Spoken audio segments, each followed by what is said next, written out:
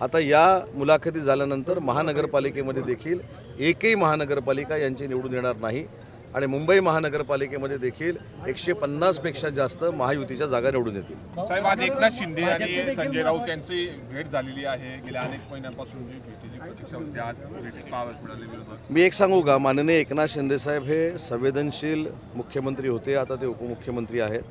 मी 2 महिन्यापूर्वीचा एक किस्सा तुम्हाला सांगतो की त्यांनी स्वतःहून संजय राऊत साहेबांच्या बंधूंना फोन केला होता त्यांच्या प्रकृतीची चौकशी करण्यासाठी।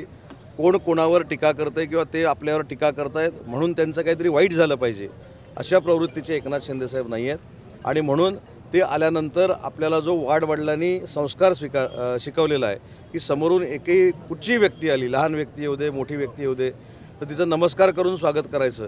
तसं त्यांनी नमस्कार करून स्वागत केलं, पण काहींनी सुरू केलं, बघा ह्यांनी नमस्कार केला समोरच्यांनी केला नाही। कदाचित हे म्हणणारे त्या संस्कृतीमध्ये नसतील, पण एकनाथ शिंदे साहेब हे भावनाप्रधान आणि संवेदनशील व्यक्तिमत्व आहे आणि म्हणून त्यांनी 2 महिन्यापूर्वी देखील संजय राऊत साहेबांच्या प्रकृतीची चौकशी केलेली होती। आज तर ते समोरासमोर भेटून त्यांनी चौकशी केलेली। महाराष्ट्रामध्ये युबीटी साफ होणार अशी चर्चा ऐकण्यात येते आहे। तुम्ही पण आता देखील नुसतं साफ नाही, सुपडा साफ होणार।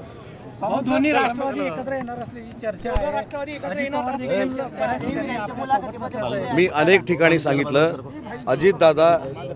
अजितदादा जेव्हा जळगावला येतील त्यावेळी हा प्रश्न तुम्ही त्यांना विचारलेला चांगला राहील।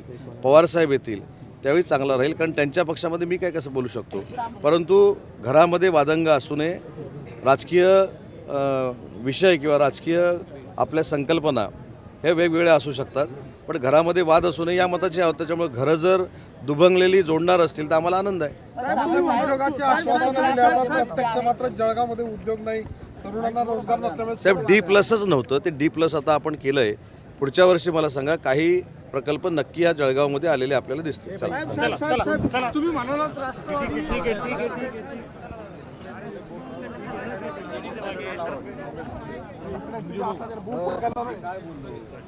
एक वाक्य बोलले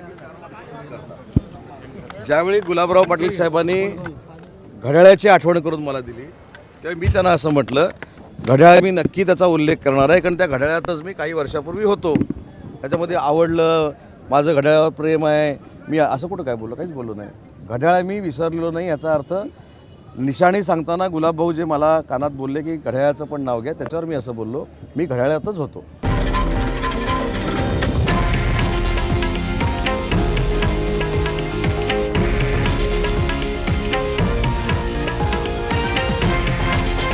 हे आहे देशातील नंबर 1 न्यूज नेटवर्क आणि आपण पाहत आहात TV9 मराठी, एकमेव।